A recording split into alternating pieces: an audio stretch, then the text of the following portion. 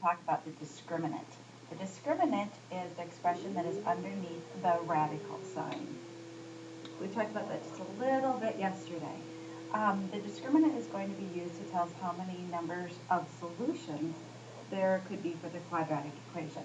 This is very similar to lesson 7.5 when we were doing linear equations, and we knew if they intersected there was 1, if they were parallel it was 0, if it coincided there were many.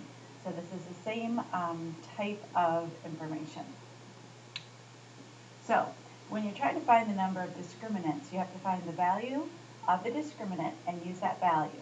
So we have that it could have 2 solutions, 1 solution, or no solution. In the first example, we have the expression x squared minus 3x minus 4 equals 0. The first thing that we're going to do is we're going to label our AX, or our A, B, and C terms so that we can substitute them in for the discriminant. So the discriminant, or under the radical sign, is b squared minus 4ac. So let me change colors here. So this is my A term is 1, B term is negative 3, C term is negative 4. So if I go ahead and I put, try to figure out my b squared minus 4ac, I get negative 3 squared, that's my b term, minus 4, and my a and my c terms are, my a term is 1, I'll write it in there just so it shows in the example what we're doing, and my c term is a negative 4. When I multiply that out, I would get a positive 9, and I would get a positive 16. So my answer is 25. If my answer is positive, okay, my answer is positive, I have 2 solutions. Okay, same thing in letter B. Get my A, B, and C labeled there, and I'm going to go ahead and do b squared, which would be 2 squared minus 4. Again, my A is 1. You don't have to write that part. And my C is a negative 1. So when I multiply that out, I get 4, and I would get then 4 minus, whoops, I missed one of my, this time my A is a negative 1. 4 minus 4, that's going to give me 0. So when my answer, my discriminant is 0, that's going to tell me I have 1 solution. These are from the rules on the first screen. And then my last one, again, label your A, B, and C. Put it into the formula.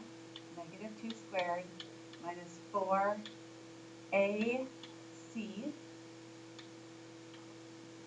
Multiply that out. I would have 4 minus, that would be a quantity of negative 24. My answer then is going to be a negative 20. I have a negative answer. So if I have a negative answer, that's going to be there's no real solution. So just the same process we've been doing, label your A, B, and C in that standard form, and then go ahead and solve for just the equation under the radical sign.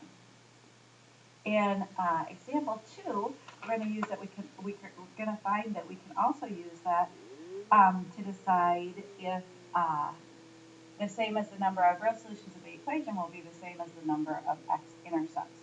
So the same process we were doing. So again, my A, B, and C. This time it is set to y, but we're still okay there.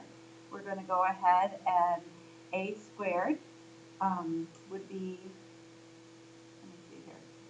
What did I do here? Okay, we have our, I think I did a little copying error here. Okay, so for letter A, I want to do my b squared minus 4ac.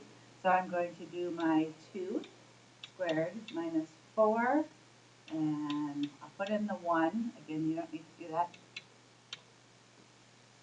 And then I would get 4. Whoa, plus 8. We get an 8 there, and we would get that answer as 12. It's a positive answer, and so that means that we have two solutions that are going to show up on the x-intercept. All right. Same process on these. RA, RB, RC. Go ahead and substitute this in. 2 squared minus 4AC. Everybody should be getting this by this time. We have 4 minus 4. That's 0. If you remember the rule, if our answer is 0, then we're going to have one x-intercept. We're going to have one solution. And on letter C, let's go ahead and label our A, B, and C. A, B, and C. So we're going to go 2 squared minus 4. A is 1. C is 3. We're going to have 4 minus 12. So we're going to have a negative 8. So in that case, because it's negative, there will be no x-intercepts. That means that our parabola will not cross the x-axis. All right, and then our last example here that I'm going to do is using the discriminant. So, you and a friend are camping at Glacier National Park in Montana. You want to hang a food pack from a high tree branch in order to protect your food from bears. You attach a stick to a rope, and your friend is preparing to throw it over the tree. That is, the branch is 20 feet from the ground. Your friend can throw the stick upward with an initial velocity of 29 feet per second from the initial height of 6 feet. Will the stick reach the branch when it is thrown? Just going to check real quick what I have on the next one. Okay, I have the initial velocity worked out here. So if you look here at letter A, so we're going to solve for the initial velocity of 29. We're going to use a discriminant to decide if the equation has a solution when the height is 20. Because we want to see, will there even be a solution? Will it actually work or not? So if I go ahead and I substitute in, this is just my equation, my vertical motion model, okay? And I'm going to substitute the things I know. So I know the height was 20. I'm going to also substitute in my velocity, which was at 29, and fill in the rest there. Okay, now I can go ahead and I can set that to 0 so that I can label my A, B, and C. Oh, sorry about that. So I have my 16t squared plus 29t, and then I would have a negative 14 here. We go ahead and change pen colors so that we can see what our labels will be here. We have our A, we have our B, and we'll have our C here. So if we evaluate B squared minus 4AC, we would do I'm going to rewrite it so you can see it a little bit better. 29 squared minus 4 times the 16 times the negative 14. When you work that out, you're going to get a negative 55. If our answer is negative, it means there's no solution. That means that the stick will not go over the branch. In letter B, we changed slightly, and the initial velocity is 32. So we're going to do the same kind of procedure here. We're going to fill in our numbers. 20 equals 16t. The velocity is the only thing that changed. We're going to set this to 0 or to y, and we would get 16t squared plus 30t, and this time we would get a negative 14. I didn't do that in the last one, did I? Yes, I did. What am I changing? Oh, my velocity. Sorry. And I put 30, and it should be a 32. One of my numbers is up there. All right. 16t squared would be plus 32t, and then we would have minus 14. So again, we would go ahead and label our A, B's, and C's. Plug those in. So we would have 32 squared minus 4, negative